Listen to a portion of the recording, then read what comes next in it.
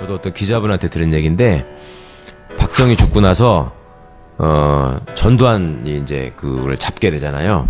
근데 이 사실은 언제 밝혀진 얘기냐면, 나중에 또 김영삼 정권 때 전두환이 수사를 받을 때, 예, 그때 이제 비로소 확인이 된 얘기인데, 그때 이제 그 전두환을 수사하던 수사팀에 그 제일 수석 검사가 최동욱 검사, 예, 그 다음에 막내 검사가 임수빈 검사, 그 비리 수첩 사건으로 못하겠다고 관두고 나온, 그렇게 있었답니다. 근데 그때 수사를 하는데 그 무슨 얘기를 하냐면요, 전두환 씨 밑에서 그 각종 잔심부름을 하는 그 버틀러, 집사 역할을 하던 군인 준이가 한 명 이제 와서 조사를 받은 거예요. 근데 이 사람이 굉장히 뻣뻣하고 건방진 자세로 조사를 받더라는 거야. 그러면서 이 사람이 뭐라 그러냐면, 애초에 전두환 장군이, 그 사람 표현으로 전두환 장군이 12.12 거사를 성공시키고 나서 뭐를 제일 불안해했는 줄 아느냐? 어? 당신들은 그때 다 끝내가지고 전두환이 딱 잡았기 때문에 굉장히 안심하고 이제 쫙 밀어붙였을 거라고 생각을 하겠지만, 사실은 전두환이 그때 불안해했다는 거예요. 그래서 정치권이 불안했을까? DJYS가 불안했을까? 뭘 불안했을까 했더니 전두환이 검사를 제일 두려워했대요. 그래서 그게 무슨 말이냐? 그러니까 자기들이 정권을 잡게 되면 이제 민간인으로 돼야 되잖아요. 군복을 벗고. 그러면 이제 검사의 수사 대상이 되잖아요. 그러면 그렇게 됐을 때 검사들이 만약에 그 타고난 어떤 자존심이나 옛날 같으면 뭐 선비의 기계를 앞세워가지고 너네도 쿠데타 불법이다. 그다음에 그 하수인부터 우리가 위법사실 찾아내서 처벌하겠다. 그리고 이제 그 중간에 권력을 잡게 되면 해먹는 게 있을 거 아니에요. 비리 같은 것들. 그것들을 수사하겠다고 치고 나오면 자기가 가만히 생각해보니까 대책이 없다. 검사가 법으로 하겠다는데 그렇잖아요. 그래가지고 걱정을 하고 있었대요, 전두환이. 근데 그 대목에서 최 변호사님은 어떻게 생각하세요? 검사들을 너무 과대평가한 거 아니야? 그렇죠. 그러니까 전두환이 좀 무식한 거였죠. 그렇지. 그 사람만 하더라도 청와대 경호실 근무를 하면서, 예, 내는 박정희 대통령 뭔가 밑에 의식이 있을 거라고 생각한 거지. 그렇죠. 근데 사실은 없는 거지. 네. 그러니까 그때는 그래도 우리는 군대에서 명령복종에 길들여진 사람이니까 그냥 시키는 대로 하지만, 검사들은 박 대통령이 박정희가 워낙 강력한 사람이니까 할 수 없이 그때 숙이고 있었을 수 있다. 그러니까 박정희보다 약한 내가 잡으면 머리를 쳐들고 덤비기 시작하면 내가 힘들 거다. 이 걱정을 한 거죠. 근데 그래서 이제 아까 의원님 말씀하신 그거하고 이제 연결이 될 것 같아서 이 말씀을 드리는 건데, 그러니까 전두환이 그 걱정을 하고 있는데 안심하게 된 계기를 이 준이 사람이 설명을 하더래요. 그게 뭔지 아냐? 그래서 뭐냐 그랬더니, 어느 날 이제 이렇게 준이가, 그 사람이 사무실에서 이렇게 있는데 검사장이 자기를 찾아왔다는 거야. 검사장이 검사장이 준이를 찾아왔는데 그냥 안 찾아오고 돈다발을 이만큼 싸가지고 와가지고요. 이 준이한테 이렇게 갖다 바치면서 거의 무릎 꿇는 자세로 갖다 바치면서 어르신한테 내 얘기를 좀 잘해달라. 내가 아무개인데 그 어르신은 전두환을 얘기하는 거죠. 그래가지고 그거를 딱 갖다 바치고, 근데 이 사람이 준이가 볼 때 기가 막히더래. 그 명색이. 야, 그때만 해도 정말 그 과거급제 했다고 얼마나 진짜 검사를 막 이렇게 할 때입니까? 그 중에서도 검사장이 와가지고 나한테 이 정도로 하는구나. 야, 권력이 좋긴 좋구나. 한편으로 생각하면서 이 사람이 마음 한구석으로는, 야, 검사가 뭐 이래, 이런 생각을 했다는 거죠. 검사 별거 없네. 뭐 이런 생각했겠네. 그 이 사람이 이제 그것도 기가 막혔는데, 이 검사장이 이제 방을 이렇게 나가는데, 잘 부탁드리겠습니다 하고 나가는데, 또 그 부장검사 한 놈이 부탁으로 또 온 거야. 그 둘이 마주친 거예요. 아이고. 진짜 민망한 상황인데. 그 군인 앞에서. 근데 거기서 둘이 서로 고개를 탁 돌리면서 외면을 하더라는 거예요. 모르는 척 하면서. 그러니까 자기는 그런 상황이 되면, 예를 들어서 군인 같으면 그런 상황이 되면 별단 사람이 한 뭐 소령이나 중령쯤을 만난 건데, 그럼 그런 상황에서 군인 같으면 예를 들어서 헛 위세라도 잡는다는 거야. 야, 너 웬일이야? 뭐 이렇게 하고 나갈 텐데 이렇게 탁 하고 가는 걸 보고, 아, 저것들은 군인만큼의 자존심도 없구나, 이런 생각을 했다는 거예요, 그 사람이. 그래가지고 참 진짜 슬픈 얘기인데, 그래서 이제 그 돈을 가져온 거 이렇게 해갖고 이제 전두환한테 보고를 했다는 거예요. 무슨 검사장이 와가지고 저한테 이만큼을 놓고 갔습니다. 그랬더니 전두환이가 그때 딱 얼굴이 환해지더니 딱 무릎을 치면서, 야, 끝났다 이제. 걱정할 이제 내가 잡았다. 걱정할 게 없다. 이렇게 얘기를 했다는 거예요. 아, 이런 얘기 이렇게 오픈해도 되나? 근데 아, 서글프네요. 당시에 그 수사를 하면서 그 얘기를 들었던 검사들이 정말 창피했다. 내가 이런 조직에서 내가 몸을 담고 있는 사람이구나. 그래서 나름 그때는 이런 그때 당시에는 이제 전두환 노태우의 쿠데타를 일종의 이제 적폐청산을 하는 과정이 있었잖아요. 50청산. 이거를 정말 내가 사명감을 가지고 열심히 해야 되겠다. 그래서 자기는 그때는 열심히 했대요. 지나가서 보니까 또 도로 망가지더라, 조직이. 이제 이런 생각을 했다는 건데, 그러니까 그만큼 이런 과도한 대우를 받으면서 출소욕에 불타는 사람들에게 박정희 같은 권력자의 입장에서는 예를 들어서 공무원들 같으면 최소한 50세 가까이 돼야지 장관이 되는데 이 사람들은 40대 초반에 그런 비슷한 위치에 가게 만들어줘 버리는 거예요. 검찰총장 같은 걸 시키면은 자연스럽게 장관급이 되잖아요. 그럼 그렇게 하면은 상대적으로 출세도 빠른 거잖아요, 이 사람들이. 그렇죠. 예. 시작도 빠르고 출세도 빠르고 그다음에 40대 중반 정도에 나와가지고 할 게 또 많잖아요. 그 다음부터 계속 국회의원하고 어디 가서 공기업 사장하고 대사도 나가고 수두룩해요, 그런 사람들이. 그 대표적인 사람이 김기춘이고. 그러니까 40대부터 지금 70대 후반이 되도록 별거 계속 다 먹은 거지. 계속 해먹는 거예요. 그러니까 권력자 입장에서는 얘네들이 나름 공부를 하고 그런 학벌이나 이런 거에 대한 자부심과 자존심으로 머리를 쳐들고 뻣뻣하게 나오면은 내가 걱정인데 요렇게 당근을 가지고 컨트롤을 해보니 다루기 쉬운 거지. 더 쉽게 다룰 수 있구나. 더 쉽게 무너지는구나. 이걸 체감을 한 거지. 참 슬픈 일이죠. 그러니까 권력을 소위 말해서 자리 가지고 그냥 컨트롤 해버린 거네요. 그렇죠. 예. 실제 그 박근혜 정부 때 청와대에 파견 나갔던 검사들 어디로 갔나 한번 확인을 해봤어요. 그러니까 전 민정비서관을 했던 권정훈 검사가 검사장 승진 코스라고 하는 영순위, 인권국장. 법무부 인권국장으로 복귀를 했고요. 뭐 대표적인 것만 뽑으면 그 다음에 심지어는 그 민정수석실에 행정관 했던 검사도 좋은 보직으로 갔더라고요. 대검 범죄정보 담당관. 그러니까 모든 그 범죄 첩보와 관련된 아주 민감한 정보를 다루는 것으로 갔고요. 또 하나만 더 뽑아보면 청와대 특별감찰관에 반장을 했던 이창수 검사는 또 법무부의 검찰과 그 인사와 예산을 다루는 검찰과 검사로 또 갔더라고요. 그러니까 청와대에 갔기만 하면 그 다음 보직은 그 뒤로는 막 그냥 꽃길로 가는 거죠. 그 전에는 더 노골적이었던 게 저 검사들이 파견을 갔다가 돌아오면 조금 있다가 승진을 했어요, 그래도. 그런데 이명박 때는 지금 이번에 옷 벗은 김진모 검사장이라는 사람이 이명박 말기에 민정비서관을 했는데 그때 터진 사건이 이제 민간인 사찰 사건이었습니다. 그때 이제 뭐 디가우징 해가지고 기록을 다 없애고 한 거를 지시한 게 사실상 김진모 민정비서관 아니었냐라는 의혹을 굉장히 받았거든요. 그 사람이 민정비서관 마치고 돌아오자마자 바로 검사장 승진을 시킵니다. 그런 적이 없었거든요. 그러니까 법적으로는 검사도 아니었던 사람이에요. 그죠? 그 나갈 때는 그 청와대 파견 나갈 때는 그때도 형식적으로 사표를 내고 갔으니까. 근데 검사도 아닌 사람을 검사로 재임용하는 거잖아요. 재임용을 하면서 바로 검사장을 시킨 거야. 그러니까요. 이런 경우가 어딨냐고. 그러면 그걸 보는 사람들은 야 저거다.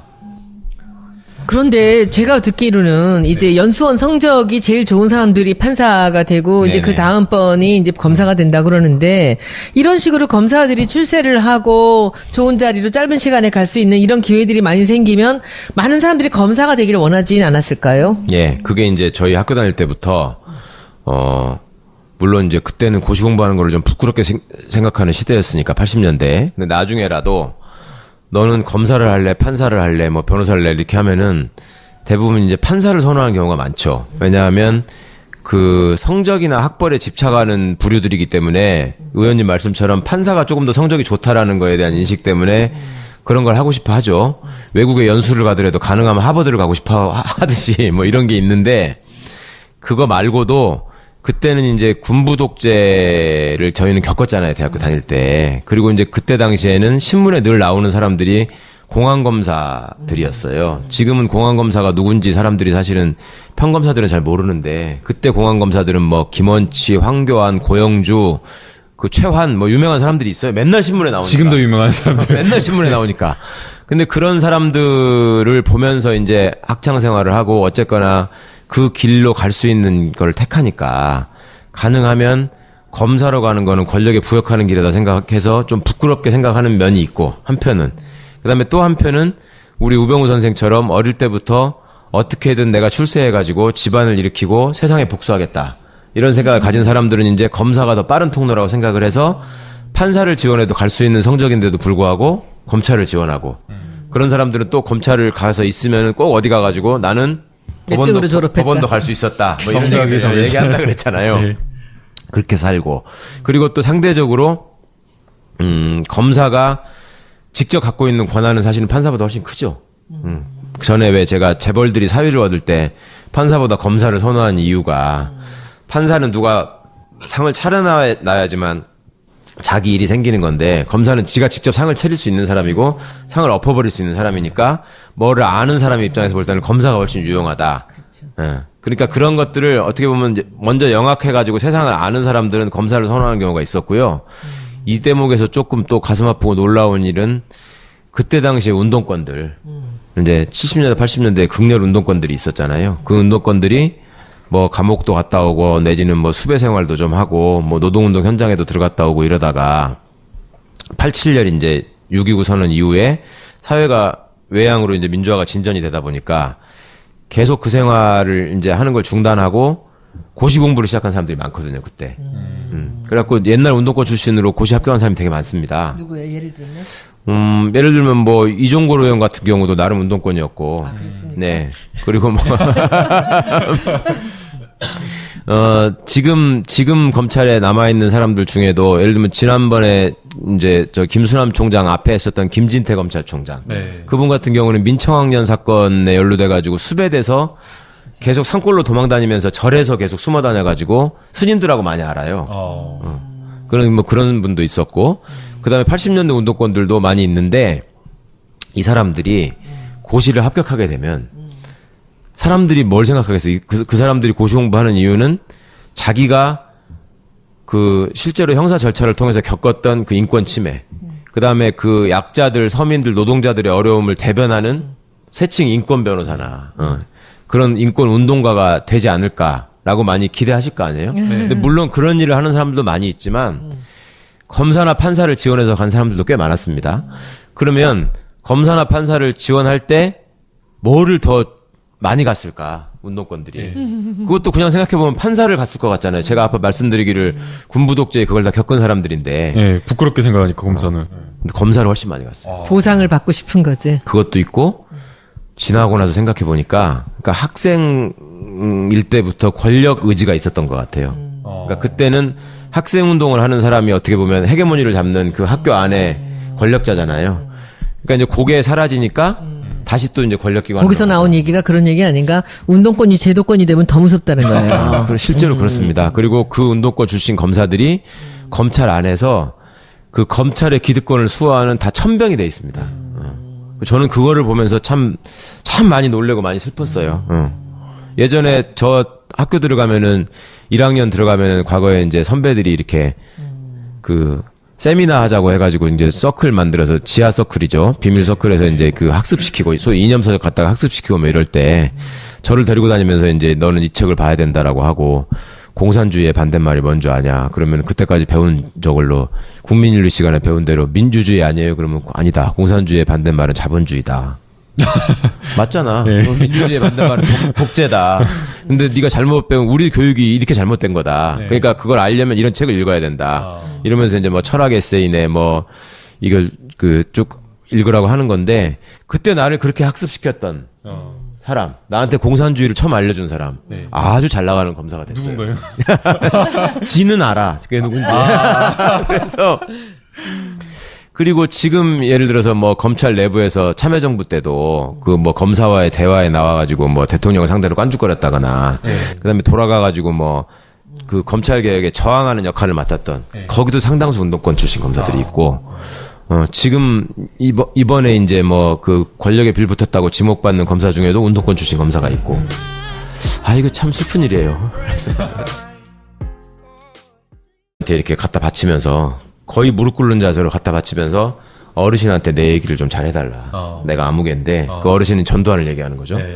그래가지고 그거를 딱 갖다 바치고 근데 이 사람이 준이가 볼 때 기가 막히더래. 그 명색이. 야, 그때만 해도 정말 그 과거급제 했다고 얼마나 진짜 검사를 막 이렇게 할 때입니까?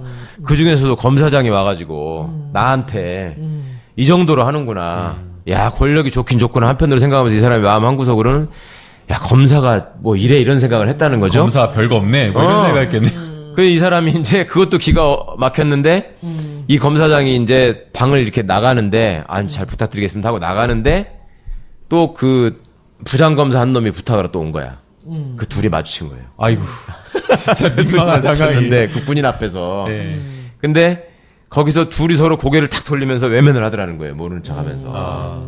그러니까 자기는 그런 상황이 되면 저도 어떤 기자분한테 들은 얘기인데 박정희 죽고 나서 전두환이 이제 그걸 잡게 되잖아요. 근데 이 사실은 언제 밝혀진 얘기냐면 나중에 또 김영삼 정권 때 전두환이 수사를 받을 때, 예, 그때 이제 비로소 확인이 된 얘기인데 그때 이제 그 전두환을 수사하던 수사팀에 그 제일 수석 검사가 최동욱 검사, 예, 그 다음에 막내 검사가 임수빈 검사, 그 비리 수첩 사건으로 못하겠다고 관두고 나온 그렇게 있었답니다. 근데 그때 수사를 하는데 그 무슨 얘기를 하냐면요.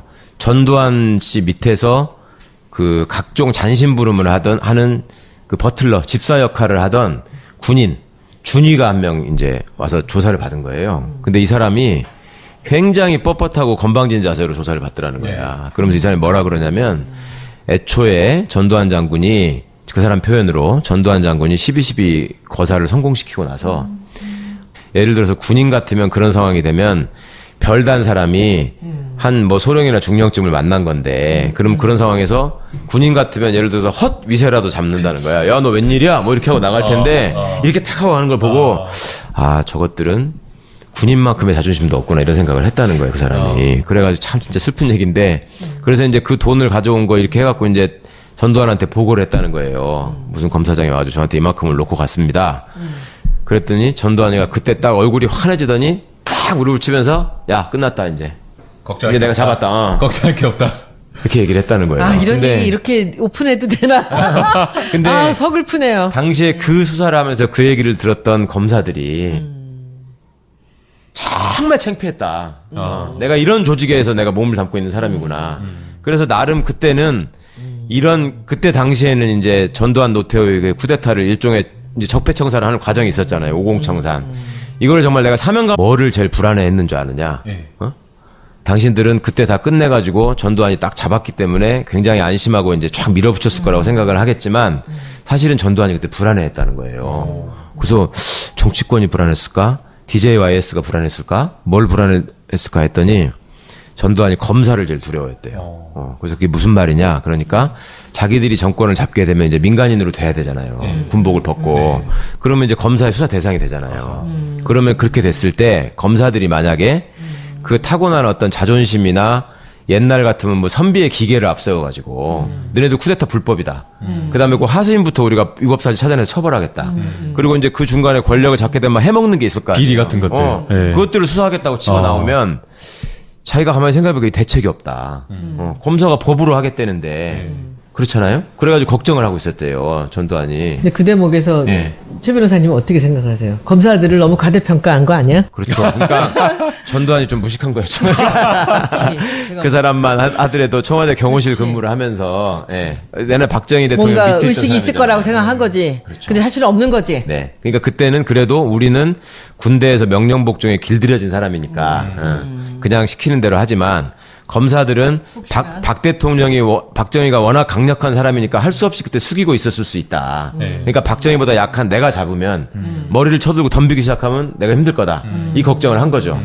근데 그래서 이제 아까 의원님 말씀하신 그거하고 이제 연결이 될 것 같아서 이 말씀을 드리는 건데 그러니까 전두환이 그 걱정을 하고 있는데 안심하게 된 계기를 이 준이 이 사람이 설명을 하더래요. 그게 뭔지 아냐? 그래서 뭐냐 그랬더니 어느 날 이제 이렇게 준이가 그 사람이 사무실에서 이렇게 있는데 검사장이 자기를 찾아왔다는 거야. 검사장이 검사장이 준이를 준이한테 찾아왔는데 그냥 안 찾아오고 돈다발을 이만큼 싸가지고 와가지고요. 이 준이한테